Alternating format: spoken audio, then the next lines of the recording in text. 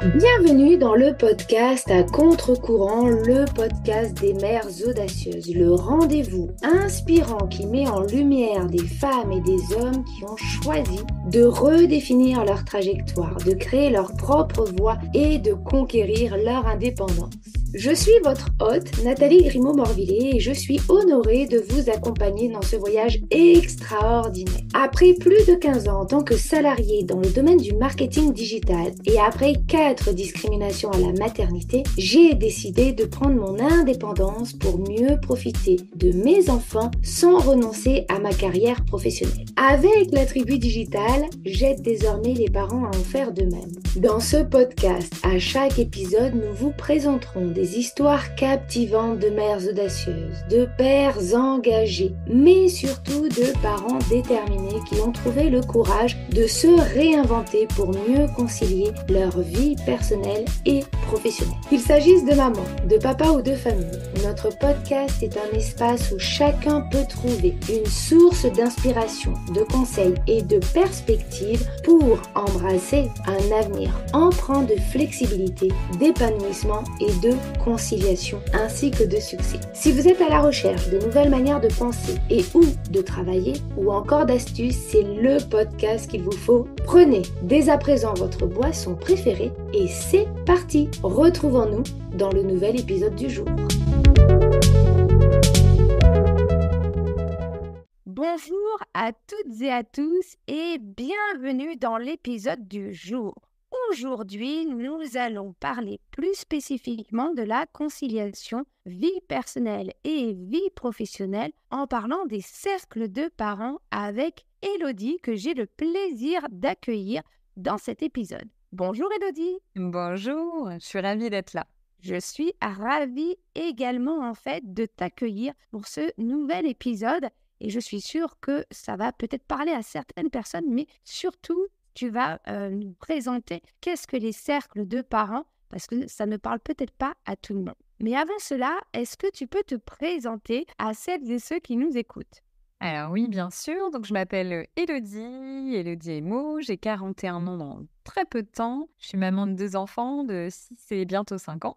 Une petite fille, un petit garçon. Et donc moi, de formation, je suis infirmière puéricultrice à la base. Donc c'est une infirmière spécialisée dans le développement psychomoteur affectif de l'enfant de la naissance aux 18 ans. J'ai travaillé en maternité néonatologie au début de ma carrière en Normandie. Ensuite, à Paris pendant presque 10 ans en protection maternelle et infantile, où j'ai fait des diplômes universitaires, 2 diplômes universitaires, un en psychopathologie du bébé et un autre en psychisme et périnatalité, donc très spécifique. Et je suis descendue encore un petit peu plus au sud pour arriver à Dijon, où j'habite actuellement et où je suis devenue chargée de formation. Donc là, j'ai acquis un certain savoir que je transmets maintenant aux autres.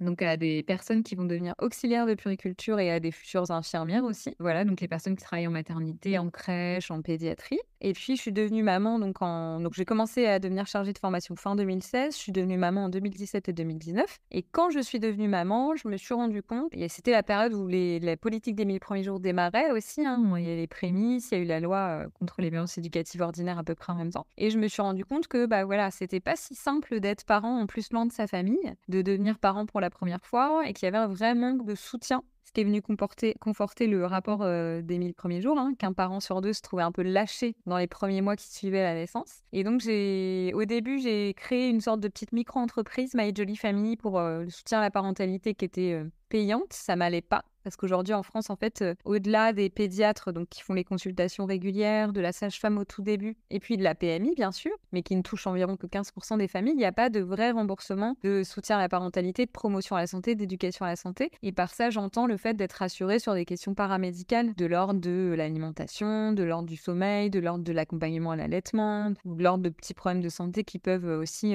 nécessiter une orientation. Et donc, je suis devenue cofondatrice du collectif Je suis infirmière puéricultrice, que cette profession-là, elle est évidemment hyper compétente pour aller faire de la promotion et de l'éducation à la santé. On est entré en lien du coup avec le cabinet d'Adrien Taquet qui nous a conseillé de nous investir dans des appels à projets parce qu'il y avait de l'argent donné par l'État dans des ARS, des agences régionales de santé. C'est ce que j'ai fait avec les cercles de parents, avec d'autres puéricultrices. Donc j'ai porté ce projet-là. Mais en gros, c'est né un peu comme ça. Voilà, progressivement avec aussi le fait que moi je sois devenue mère et que par l'expérience, je me sois encore plus rendu compte qu'il y avait un vrai gap dans l'offre de soins aujourd'hui en France. Waouh! On va y revenir justement parce que tu vas nous parler un petit peu plus en détail du cercle des parents et puis qu'est-ce que c'est, à quoi ça contribue. Avant cela, est-ce que tu peux nous dire comment on s'est rencontrés? Alors, on a fait un podcast ensemble avec donc Parents pas parfaits, parce que je suis aussi la cofondatrice d'un podcast qui s'appelle Parents pas parfaits avec Romain Maury. Et donc, on avait fait un épisode, et notamment, tu nous avais parlé de l'entrepreneuriat, de le fait de travailler à la maison, de gérer sa vie familiale. Et c'était un épisode qui était hyper riche, avec donc c'est toujours un homme et une femme qui sont interrogés, donc avec ton conjoint. Donc, c'était vraiment très, très riche. Et il faut dire effectivement quand même que tu as réussi à le mettre devant un micro. Je n'ai pas gagné parce que mon cher et tendre préfère rester dans l'ombre et n'aime pas être trop mis en avant. Donc bravo à tous les deux parce qu'en plus il a adoré faire cet épisode. Et puis pour ceux et celles qui ne l'ont pas encore écouté, je le mettrai dans la description de cet épisode. Comme ça, vous pourrez aller l'écouter. Il avait super bien géré, tous les deux d'ailleurs. Ouais. Il a super bien géré, mais il n'aime pas du tout ça. Alors, si tu étais une femme à impact connu, qui serais-tu, mais surtout pourquoi? Il y en a plusieurs. Après, c'est dur d'en choisir une, mais je pense à Rosa Parks. C'est une femme qui est restée assise, mais c'est une femme qui s'est levée, en fait, pour dénoncer des injustices, pour changer un peu le monde dans lequel elle vivait. Et c'est vraiment sous cet angle-là. Mais voilà, il y a Simone Veil, auquel je pense aussi, évidemment. Enfin, il y en a d'autres. Mais c'est cette notion de femme qui se lève, en fait, que j'aime, tu vois, qui peut-être me symbolise, en tout cas, j'aimerais que ça me symbolise. C'est voilà, je vis dans un monde, mais je vais devenir proactive et essayer de changer à mon échelle, à ma hauteur, le monde dans lequel je vis. Il n'y a pas de petite échelle, il n'y a pas de petits gestes, il n'y a pas de petites choses. Et ce qui m'anime, je le dis souvent, c'est pas un secret, c'est que je suis très féministe aussi. Les droits des femmes et des enfants sont intimement liés, évidemment. Et c'est ça, c'est cette notion de ne pas rester statique, d'avancer sur son chemin de vie pour essayer de vivre dans un monde un peu meilleur et évidemment pour ma fille, parce que j'ai une fille, pour mon fils, de faire que voilà, je me dise quand j'arriverai à la fin de ma vie, peut-être que je me dirai qu'est-ce que tu as fait dans ce monde, que je puisse en être fière et que je puisse me dire voilà, j'ai essayé en tout cas de faire de changer un peu ce monde-là.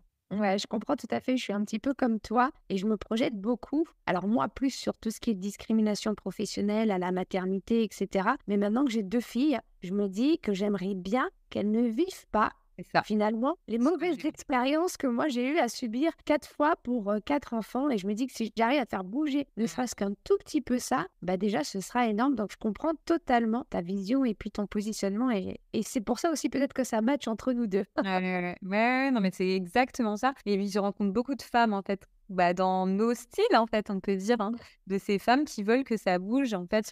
Et c'est vrai que l'union de ces femmes-là crée aussi cette puissance de changement. Moi je pense vraiment et je te rejoins tout à fait. Je voudrais pas que ma vie...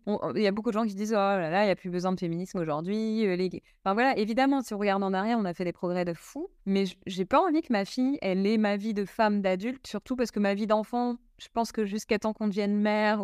On s'en rend pas trop compte dans nos générations. C'est quand on devient mère qu'on se rend compte que il y a encore du boulot. Et moi aussi, j'aimerais que ma fille, elle ait pas à vivre certaines choses que moi, j'ai pu vivre. Ouais, c'est clair. C'est clair, ce serait vraiment chouette. Ça serait top. Alors, on va rentrer justement dans le vif du sujet. Est-ce que tu peux déjà nous expliquer un peu plus en détail à quoi servent les cercles de parents que tu as créés? Alors, les cercles de parents, donc les parents, ils ont le droit à 3 séances par an, de la naissance aux 3 ans. C'est des séances qui durent 2 heures en tout petit groupe. Il y a 4 familles maximum et c'est animé par une infirmière puéricultrice. Les seules règles de ces cercles, c'est la bienveillance et le non-jugement et évidemment le maintien du secret professionnel puisque nous sommes professionnels de santé. Et en fait, le but de ces cercles, c'est... Les buts sont multiples, il y a plusieurs buts, mais il y a l'idée d'aller créer du lien. C'est-à-dire quand on devient parent, on peut se sentir seul face à des questionnements et l'idée d'être avec des gens qui ont les mêmes préoccupations. Il y a l'idée qu'on a plein de questions quand on devient parent et qu'il y a un nouveau modèle parental qui est en marche, mais où il n'y a pas d'expérimentation. Je veux dire, le voisin, la voisine, la tante, l'oncle, la grand-mère ne l'ont pas expérimenté. Donc, il n'y a pas de transmission du savoir. Et c'est difficile pour les parents de devoir faire quelque chose de nouveau sans avoir soi-même dans son sac à dos les codes, les outils. Et donc, dans ces cercles, c'est aussi là où on va venir expliquer le fonctionnement du cerveau de l'enfant, pourquoi est-ce que agir comme ça... Enfin voilà, donner des tips aussi et répondre aux questions. Donc, et puis, ça peut être des sujets extrêmement variés qui vont de sommeil, alimentation, gestion des émotions, sevrage, mode de garde, reprise du travail, équilibre de vie de couple. Tu vois, c'est très large, c'est aussi bien paramédical que psychosocial. Donc, la puéricultrice, dans ces cercles de parents, elle a vraiment ce rôle d'accompagnant, bienveillant, et puis aussi d'aller donner quand même des outils pour repartir repartir un peu plus aligné, un peu plus ancré. Il y a l'idée aussi d'orientation vers l'offre de soins existante, les psychologues, les sages-femmes, les médecins, les pédiatres, enfin, les lieux aussi ressources, on donne plein de lieux ressources. Donc c'est vraiment un lieu où on va donner pour que les parents soient mieux accompagnés. C'est un lieu où on fait de la prévention, on parle de la mort inattendue du nourrisson, de la dépression évidemment du postpartum qui touche presque 20% des femmes en France. Pour rappeler que c'est quand même la deuxième cause de mortalité maternelle après le problème cardiaque. Et ça, c'est pas rien, c'est un vrai problème de santé publique, même s'il y a des choses qui bougent vraiment au niveau du dépistage. Mais dans les cercles de parents, on va faire attention à ça. On va faire attention évidemment au syndrome du bébé secoué et faire de la prévention parce qu'il y a plus de 500 bébés par an et encore ces chiffres sont minimisés qui sont secoués. On reparlera peut-être de l'association à vie parce que c'est quelque chose d'important aussi pour moi. Qu'est-ce qu'on va faire d'autre? Voilà, de la prévention contre les violences éducatives ordinaires. Et donc, ces lieux sont des groupes d'échange, d'écoute aussi, de réassurance. Il y a à manger, il y a à boire. Donc, c'est en dehors d'un lieu un peu institutionnel, hospitalier, où il va y avoir ce cadre qui peut être un peu pesant aussi pour certains parents. Ça peut avoir lieu n'importe où. Après, je dis ça peut avoir lieu dans une maternité, dans une PMI, dans une crèche, mais ça peut aussi avoir lieu dans une asso, dans un magasin d'éco-puriculture, à partir du moment où les lieux sont safe et peuvent accueillir du public. D'accord. Et c'est évidemment pris en charge par soit l'ARS, soit la CAF, soit des CPTS. Enfin, il y a différents modes de financement, les UDAF, mais c'est pris en charge. Ce n'est pas payant, en tout cas pour les familles. D'accord. Donc, en fait, n'importe quelle famille qui a des enfants entre 0 et 3 ans peut se rapprocher. Alors, comment on fait justement pour savoir si on a un cercle de parents à côté de chez soi et pour pouvoir se rapprocher et bénéficier de ces 3 séances par an, hein, tu disais? Ouais, 3 séances par an. Alors, sur la page Instagram, les cercles de parents, en fait, il y a un lien, un petit lien sur lequel on peut cliquer. Et du coup, il y a une sorte de carte de France avec tous les lieux où ça a lieu actuellement. Donc, on est à 17 départements là bientôt. Pas dispatchés partout. Il y a la Bourgogne-Franche-Comté, la région du Grand Est. Et puis après, c'est plus des départements. Alors, il y a là, ça commence à. Les pièces de Peuls commencent à se rassembler. Mais il y a le Lot, il y a le Puy-de-Dôme, il y a Nice. Je sais plus quel département c'est, les Alpes-Maritimes sûrement. Voilà, il y a la Sarthe, il y a la Normandie, du coup 2 départements de Normandie, il y a Rennes en Bretagne qui vient d'arriver. Enfin voilà. Alors on couvre pas toute la France encore, mais il y a un grand chemin qui a été fait. 17 départements, c'est pas rien. Et on continue. Voilà, le Lot là et la Mayenne viennent de nous rejoindre. Et je sais qu'il y a des puers, par exemple à Nantes, qui sont en train de bosser de folie pour que ça se mette en place à Nantes. Et puis à Grenoble. Enfin voilà. Donc c'est ça l'idée, c'est d'aller cliquer sur ce petit lien. Il y a aussi une page Facebook. Les cercles de parents, pareil, donc on peut avoir des informations. Et puis voilà, je dirais qu'après, c'est surtout sur Instagram et sur Facebook qu'on va les retrouver. Et après, par département, il y a une grosse communication qui est faite avec des affiches chez tous les gynécos, chez tous les pédiatres, dans les cabinets de sages-femmes. Donc les parents, dans leur département, ils ont quand même des infos là-dessus assez facilement. D'accord, ok, bon bah génial. Alors c'est pas toujours facile de développer un concept de zéro. Est-ce que tu peux nous partager peut-être les principaux obstacles que tu as pu rencontrer pour développer et puis encore aujourd'hui puisque tu as des nouveaux départements qui vont arriver pour développer justement ces cercles de parents un petit peu partout en France?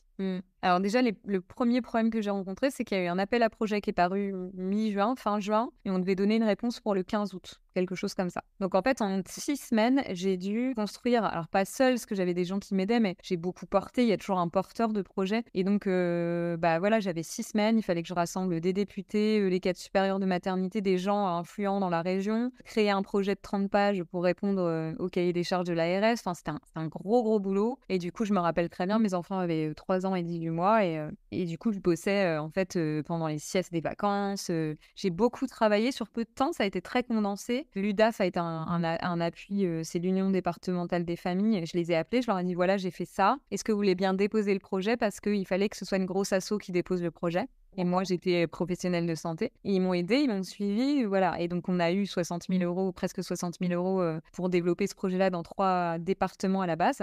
Et puis, donc voilà, obstacle non, mais je veux dire, ça a été, il a fallu se mobiliser, quoi. Il a fallu y croire. Et puis, au début, j'étais un peu toute seule. Et voilà, t'es un peu tout seul à y croire, à te dire c'est possible, je vais le faire, je le sens, enfin, ça va naître. Et puis, je suis allée après au ministère de la Santé. J'ai été invitée dans le cadre de la politique des 1000 jours pour présenter les cercles de parents. Et puis Philippe Romac, qui a été c'était une personne qui travaille au cabinet d'Adrien Taquet, avec qui on a interagi, qui m'avait dit mais faut dupliquer ce projet, il est facilement duplicable. Comme ça, il avait lancé cette idée-là un peu comme ça. Et c'est ce que j'ai fait. Alors, avec le recul, j'ai pas fait de business model. Je regrette pas. C'est une action qui a un impact social qui est très fort. Moi, je gagne pas d'argent en fait au fait que j'ai dupliqué puisque j'ai donné mon projet. Je suis partie du principe que je voulais que ça aille vite, que ça aille fort. Et donc, j'ai créé un drive avec plein d'outils. Et il y a des filles l'année d'après, notamment dans le Grand Est où il a été élu, qui ont répondu à des appels à projets régionaux pour dupliquer ce projet-là avec un cahier des charges en suivant la même donne, pour combler un peu ce qui n'existe pas aujourd'hui dans la loi, où tu vas voir des coachs en sommeil qui émargent hyper cher leurs consultes et qui n'ont pas forcément des compétences d'État, enfin voilà, des compétences spécifiques. Et puis, j'ai été aidée par l'UNAF, l'Union nationale des familles, qui avait des UDAF dans chaque département et qui m'a aidée aussi à parler de ce projet-là, à faire des présentations. Et du coup, après, j'ai mis en relation les UDAF et les puéricultrices, puisque je suis cofondatrice du réseau national le collectif Infirmières Puéricultrices. Donc, du coup, j'ai mis en connexion ces UDAF, ces peurs. Ça a matché dans certains endroits, dans d'autres pas. Et puis après, on s'est rendu compte qu'en fait, les financements, on allait les trouver aussi ailleurs. Et donc, on a plein de cofinancements. Il y a des réhab, des fois la CAF, des fois c'est la CPTS. Il n'y a pas un modèle de financement dans un département. Et donc, voilà, aujourd'hui, je me dis, j'aurais peut-être dû penser à un business model, ce serait... Mais en fait, c'est pas quelque chose qui rapporte de l'argent sur du court terme, c'est de la prévention. Et donc, la prévention, c'est plutôt des économies qu'on fait, par exemple, sur des parents rassurés qui vont pas aller aux urgences, sur des parents qui vont aller voir plus vite leur médecin et oui, on va éviter un problème de santé. C'est des parents qui vont être informés sur le syndrome du bébé secoué et qui vont savoir comment réagir. Enfin, tu vois, c'est ça aussi, hein. Ouais. C'est des bénéfices en santé qui seront très secondaires. Et puis, le besoin est là. Le besoin de réassurance et de soutien, il est primordial pour la santé mentale des parents. Donc, voilà ce projet. Enfin, c'est pas un projet. Voilà cette action qui est déployée avec une équipe maintenant de plus d'une vingtaine de puères, avec un groupe où on a un groupe WhatsApp où on interagit et tout ça. Mais on a surtout un drive avec des outils communs, un cahier des charges, une adhésion au collectif, puisque c'est devenu aussi une action du collectif Je suis infirmière puéricultrice. Et voilà, je suis très fière de ça.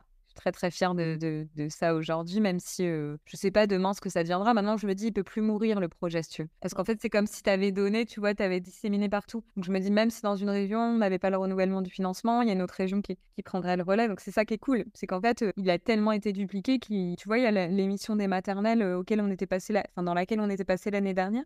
Ils étaient venus filmer. Et en fait, là, il y a un mois, il y a une copine qui m'appelle, elle me dit, mais ton reportage passe à la télé et tout. Et en fait, Agathe Le Caron dit, les cercles de parents ont doublé en un an et ils m'avaient pas appelé. Donc, c'est que, tu vois, la communication, elle passe quand même. Ils avaient vu ça. Alors, ça n'a pas exactement doublé en un an. On était déjà une dizaine de départements l'année dernière, mais c'est vrai qu'il y en a eu 6-7 de plus. Mais donc, voilà l'histoire des cercles de parents. Waouh, en tout cas, c'est génial. Bravo à toi. Et puis, bravo, effectivement, finalement, de porter une mission de vie chère, comme tu dis, sans forcément toi gagner de l'argent, mais ça apporte énormément à la société. Et c'est vrai qu'on manque un peu de ce type de projets en France qui sont portés par des personnes qui croient en un projet, en une mission de vie et qui vont le développer en dehors de il faut que je gagne de l'argent, il faut que je fasse un business avec, il faut que je devienne milliardaire par mois. Et c'est vrai que ça, c'est super important parce que ça doit aider énormément de parents au quotidien. Ouais. Et puis je me dis, voilà, l'impact social, il est plus fort que l'impact. Enfin, pour moi, au niveau de mes valeurs, il est plus important que l'impact de l'argent, même si on a besoin d'argent pour vivre et que c'est non négligeable, évidemment. Bien sûr, ouais, tout à fait. Bon, en tout cas, bravo à toi et bravo pour ce projet.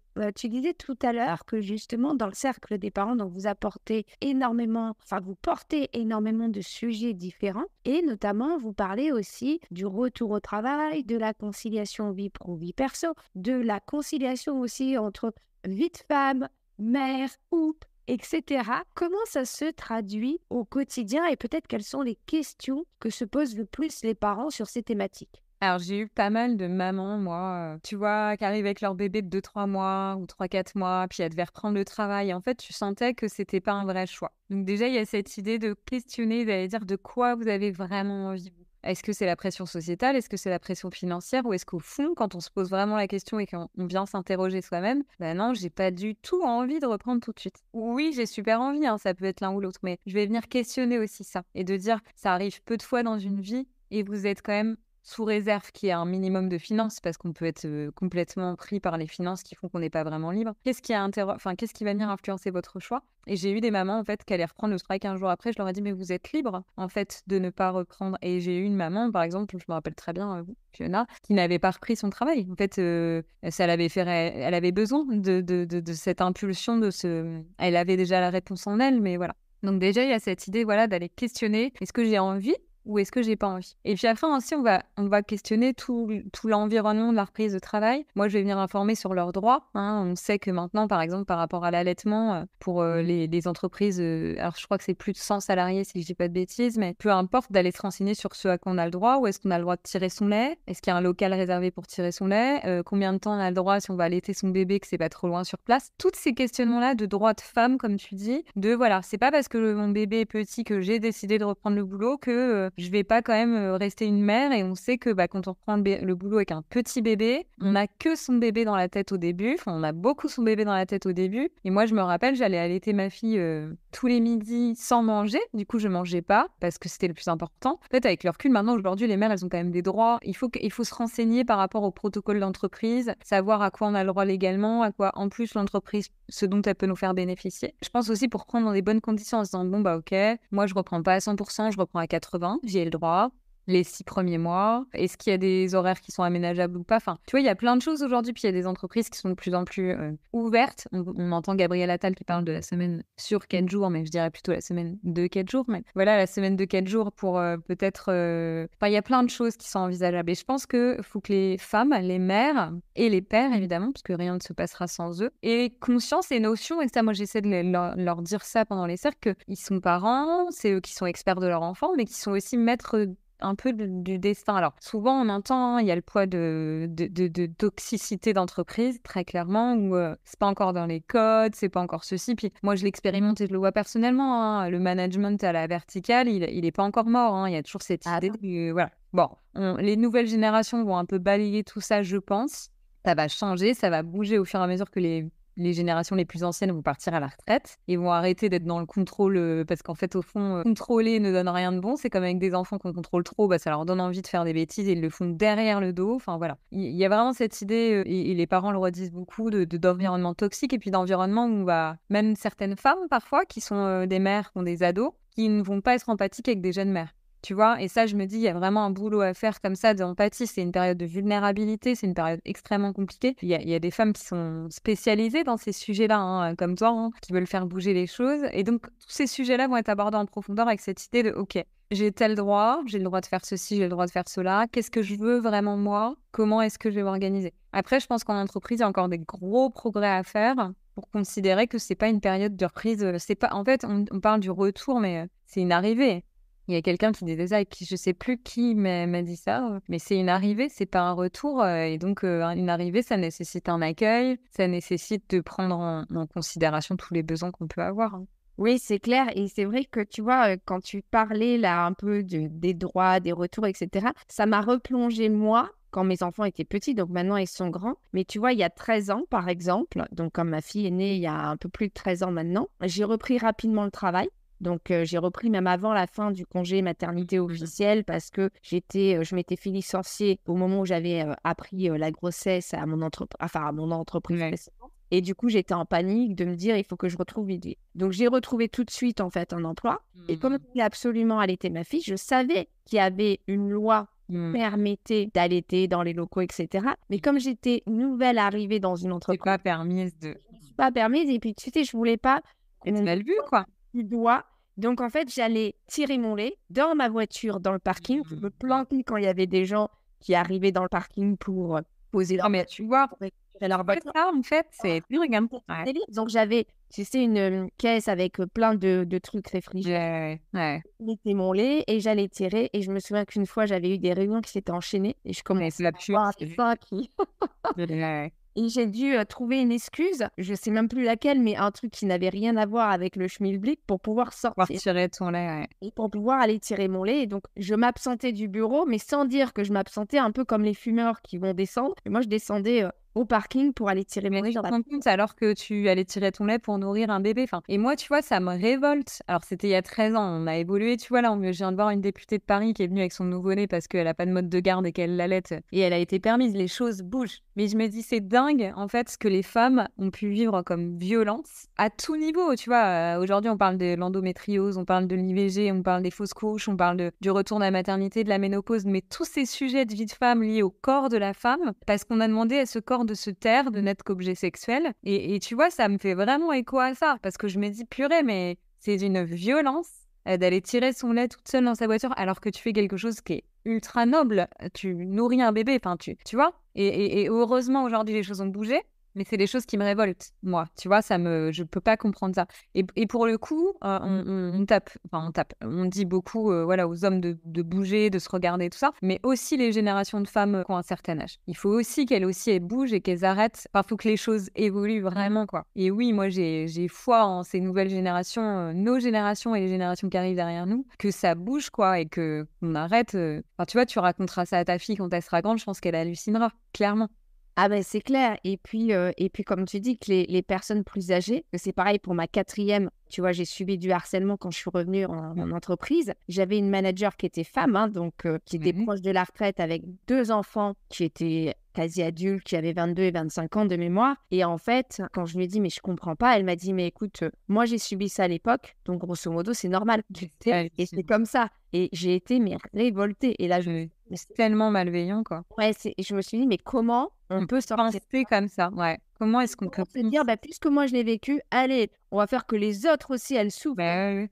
Oui, alors que moi je me dis, ben non, en fait, tu l'as vécu, donc tu vas faire d'autant plus attention de ne pas agir comme ça avec l'autre. Ouais, mais c'est pour. Alors, je vais te résumer en quelques mots, mais pour moi, ces gens-là, personnes-là que je mettrai dans un gros sac, c'est des gens qui ne se voient pas, qui ne font pas de travail sur eux, psychologique du terme, psychothérapie, enfin. Et donc, qui n'avancent pas sur leur chemin de vie et qui restent figés, en fait. Tu vois, il n'y a pas d'évolution. En fait, tu vis un truc, tu vis une expérience, qu'elle soit positive ou négative, tu vas essayer d'en tirer quelque chose pour essayer de grandir. Non, en fait, j'ai vécu quelque chose de négatif, je vais le faire revivre à quelqu'un, mais quand tu réfléchis, c'est d'une débilité. Je sais pas quel poste elle avait, mais je me dis qu'un manager puisse penser comme ça, c'est tellement bête. Mais c'est comme ça.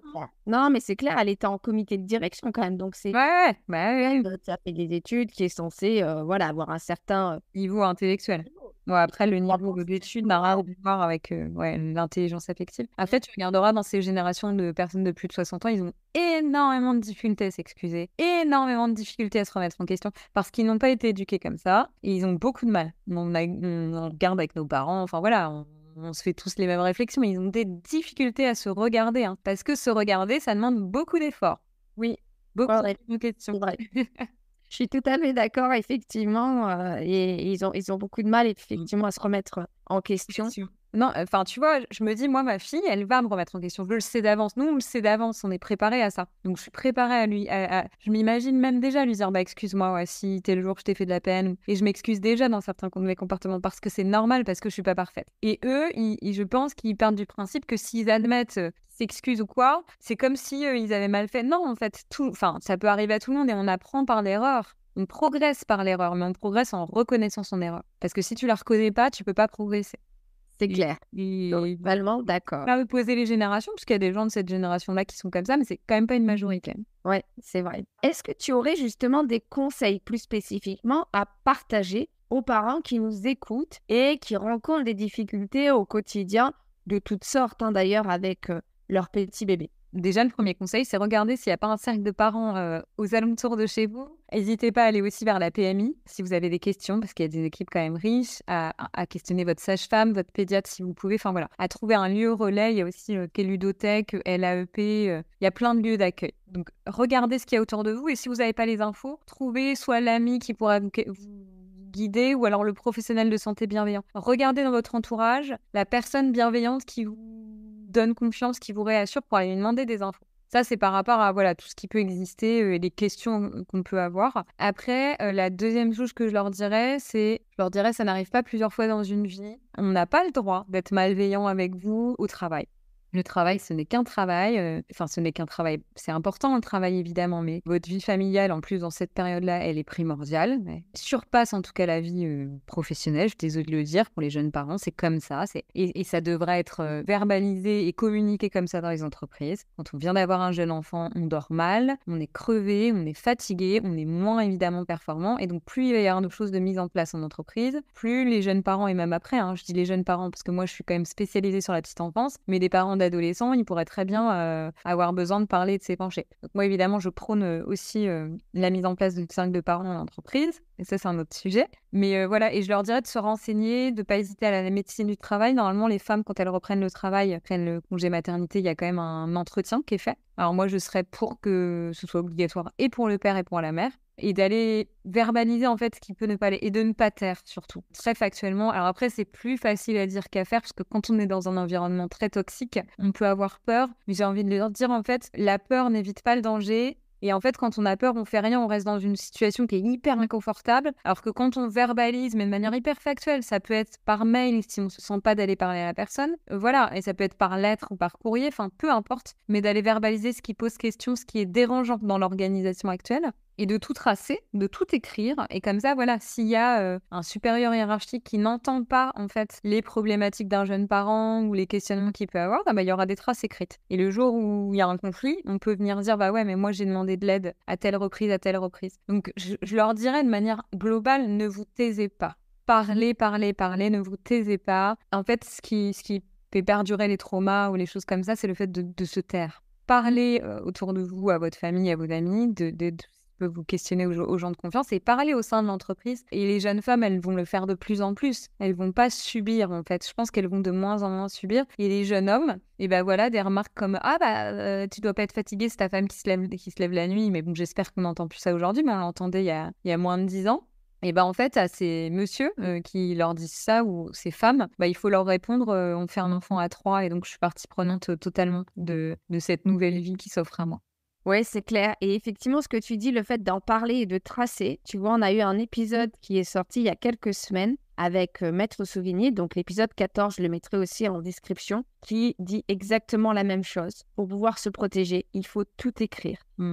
L'idée n'étant pas d'être violent dans sa communication, mais d'écrire et de dire, voilà, je comprends pas telle décision, est-ce que tu peux m'expliquer, etc. Parce que si jamais l'entreprise est vraiment de mauvaise foi, qu'il puisse y avoir des traces écrites, et l'oral, on le sait, ne reste pas, s'envole, pour pouvoir se défendre, parce que sinon, l'entreprise, elle peut parfois ne pas être très honnête et prendre des décisions qui vont aller à l'encontre du parent. Tout à fait, comme tu dis. Les paroles s'envolent et les écrits restent. Ouais, c'est exactement ça. Tout à fait. En tout cas, merci pour toutes ces informations et ce partage. Est-ce que tu fais, pour pouvoir finir cette interview, une anecdote à nous partager en lien avec la parentalité? Alors peut-être une expérience que tu as eue, ou peut-être même ta propre expérience avec tes enfants. Moi, j'ai une expérience de reprise du boulot qui m'a un peu... ce que je te disais, c'est que moi, ma fille, je l'ai laissée, elle avait 2 mois à la crèche. Je savais pas, en fait. Moi, j'étais une jeune Parisienne. J'arrivais de Paris, j'avais 33 ans. Je savais pas ce que c'était que d'être mère, même si j'avais un tas de connaissances théoriques. Et donc, je m'étais dit, je vais reprendre à 2 mois. Enfin, voilà, c'est mon congé mat, j'ai pas le droit à plus. Et en fait, le jour où j'ai repris le boulot, il y a une collègue à moi qui avait déjà eu des plus grands, qui m'a dit, oh là là, je sais pas comment tu fais. Moi, je les ai laissés tous les deux à 5 mois. J'aurais pas pu à 2 mois. Et je pense qu'elle s'est pas rendue compte de ce qu'elle disait. Moi, je suis allée pleurer dans les toilettes parce que, évidemment, c'était horrible, c'était hyper dur. Et donc, moi, je me suis dit, avec le recul, si j'ai des jeunes femmes autour de moi, je leur dirais, je leur partagerai mon expérience en leur disant, voilà, peut-être que tu auras super envie de reprendre le travail à 2 mois, mais peut-être pas. Laisse-toi le choix. En tout cas, je leur transmettrai quelque chose que j'aurais aimé qu'on me transmette avant. Et puis voilà, j'allais l'allaiter tous les midis, je mangeais pas parce que ce qui avait le plus important, je me rappelle, je plongeais dans son regard comme quand on est fou amoureux de l'âge de 2 mois jusqu'à 4 mois. Après, j'ai arrêté vers 4 mois et demi parce qu'elle était plus costaud, parce que voilà. Mais c'était ça qui drivait ma journée, quoi. C'était pas le travail, c'était d'aller allaiter mon bébé tous les midis et de me dire pourvu qu'elle ait Alors, j'arrivais pas à tout tirer, donc je pense qu'elle avait un biberon quand même l'après-midi. J'avais pas assez de lait, j'avais à peine assez de lait pour elle. Mais c'est ça qui a drivé mes premiers mois. C'est ma fatigue, c'est ma fille filles, c'est le fait que je me couchais à 8h30, 9h du soir parce que j'étais explosée. C'est ça le quotidien d'une très jeune maman quand même. Donc en fait, pour mon deuxième, j'ai repris, il avait 6 mois et c'était beaucoup plus confortable. Et tu vois là, avec les annonces d'Emmanuel Macron, alors sous réserve, j'ose espérer qu'on puisse conserver certains droits aujourd'hui en place certains parents d'avoir 2 ans de congé parental parce qu'ils ont besoin. Mais ces 6 mois aux 2 parents, j'espère très bien rémunérés. Ce serait une vraie avancée parce que je pense que 6 mois, c'est pas mal quand même. Alors après, ce ne sera pas obligatoire et tout ça, mais 6 mois, moi, pour avoir... donc j'ai pris 2 mois de congé parental. J'avais 4 mois, j'avais réussi à... J'avais des vacances, je crois, qui se cumulaient un peu. Ou 3 mois, j'ai dû prendre 3 mois de congé parental. J'ai repris, il avait 6 mois, c'était pas du tout pareil. C'était pas du tout pareil que 2 mois. Pour le coup, on sait que mentalement, les mères, elles sont pas aptes à reprendre une autre activité avant 4-5 mois, l'âge pendant lequel le bébé va commencer à découvrir ses mains, ses pieds, parce qu'il se tourne vers l'extérieur. Et c'est aussi à ce moment-là que la mère, elle est plus apte à se tourner vers l'extérieur. Donc ces 4-5 mois, ça peut être beaucoup plus pour certaines, moins pour d'autres, mais tu vois, voilà. Donc moi, le conseil, enfin le recul et tout ça, c'est écoutez-vous et laissez-vous le choix de changer d'avis même jusqu'à la dernière minute. Quoi que vous fassiez, vous serez jugé. Quoi que vous fassiez, on vous critiquera. Donc, de toute façon, j'ai envie de vous dire, écoutez-vous.